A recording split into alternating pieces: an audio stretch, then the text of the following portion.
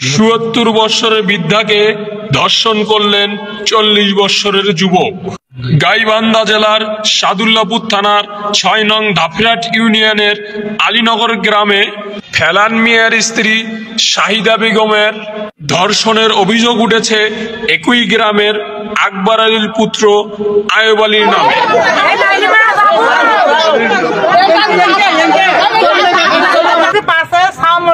পানি যেটা ঢালি দেয় ওই রকম রক্ত দিয়ে মনে করো যেটা আসি খারাপ হচ্ছে যা এখনো এখনো জায়গা সেটা তাই ওই সেই আইবালির নামের কথাই কইছি যে আইবালি আমার হাত বান্ধিছি পা বান্ধিছি মুখত কাপড় দিয়ে বান্ধিছি বান্ধে আমার কথা খবর দেয় নাই না দিয়ে আমার কাছে যদি কল না দেশ তো তুমি জব করি।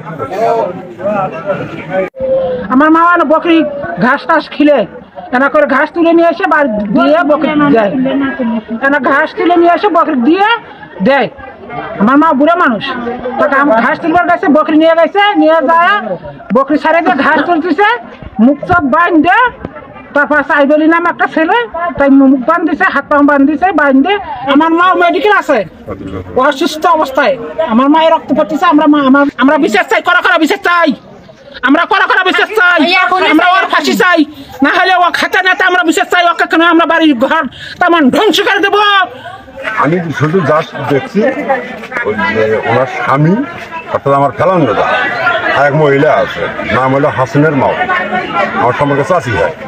তোমার দুইজন হাতের তলপাকে ধরে নিয়ে আসতেছে, তা আমার বলতেছে এ ভাই এদিকে আয়তো, এদিকে আয়তো, চাষি করতেছে ও ভাই এদিকে আয়তো, এদিকে আয়তো, কী খবর বলে গাও মাথা ঘুরে উঠছে না, কী সমস্যা আর কিছু বুঝতেছি না। তারপর আমি কী করবো, ভ্যানটা নিয়ে আয়, ওটা মিস্ত্রি যায়, আমি ভ্যানটা ঝাড়াতে পরিষ্কার করছি, করে নিয়ে তারপর আমি ঘাটটা উঠে নিয়ে আপনাদের কাছে গ্রামবাসী জনগণ সবার কাছে অনুরোধ, ছোট বড় ভাই বোন চাচা খুলে সবার কাছে অনুরোধ, আমরা ফাঁসি চাই, ফাঁসি চাই, আমার মা অসহায়, আমার মা অসহায়, আমরা ফাঁসি চাই, আমরা ফাঁসি চাই। আমি শুনলাম শুনি যে আরোটা বিয়ে করছিলেন। না ঠিক জানো, ঠিক জানো একটাই না।